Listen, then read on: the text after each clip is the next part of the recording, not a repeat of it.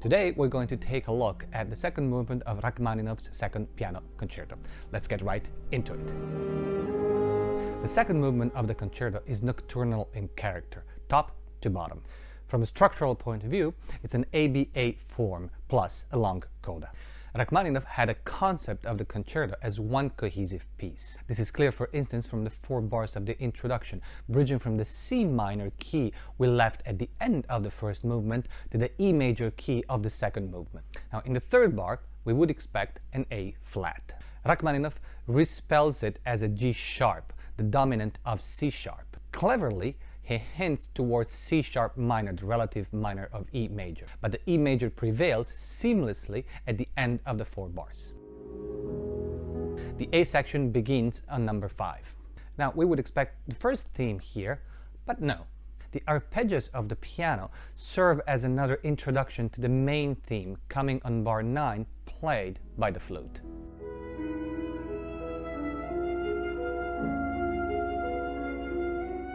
The theme is taken over by the clarinet, while the piano keeps its undulating movement. This really tells you something about the idea that the composer had of how much the orchestra is part of the whole and not just accompanying in the background.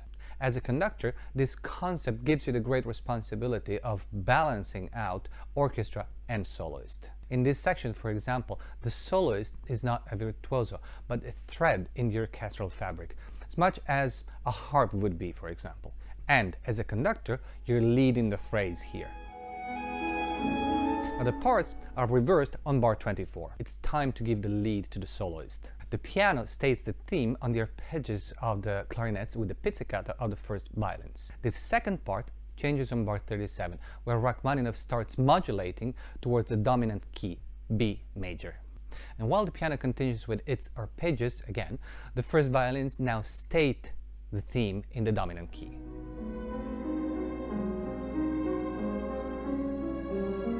Rachmaninov moves to B minor and starts the B section of the movement at the un poco più animato. There is a new theme here played by the bassoon.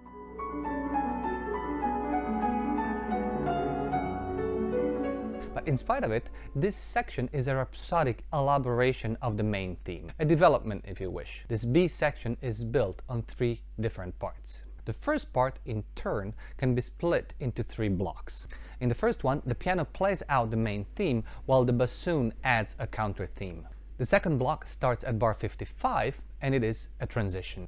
On an A pedal, the violas take the lead on a motive that comes from the first theme of the first movement. It's another connection and reminder to the listener of how Rachmaninoff thought of this concerto as one long piece. The third block begins on bar 63, with the piano going back to the main theme, still maintaining the A pedal in the orchestra.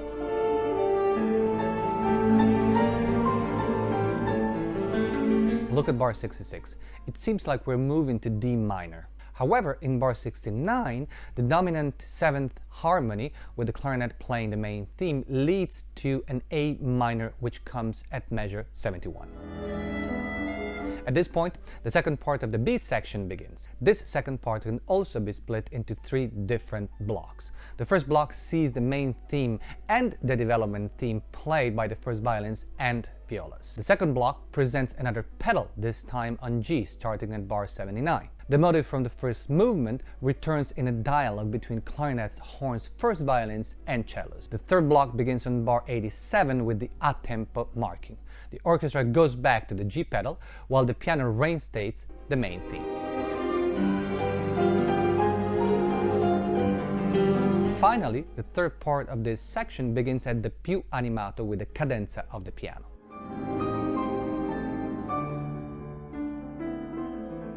The orchestra accompanies the soloist from the più mosso until bar 122, which, by the way, offers a brilliant Neapolitan 6. The piano goes into another cadenza, landing on the dominant E major on bar 128. And with a trill on A, we go back to the E major and the A section of the movement.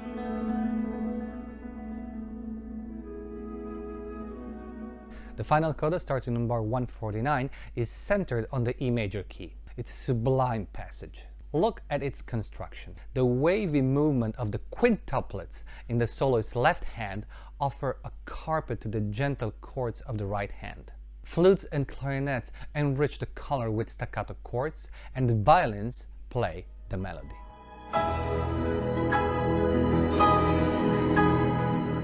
Rachmaninov writes a natural rallentando directly in the left hand of the piano.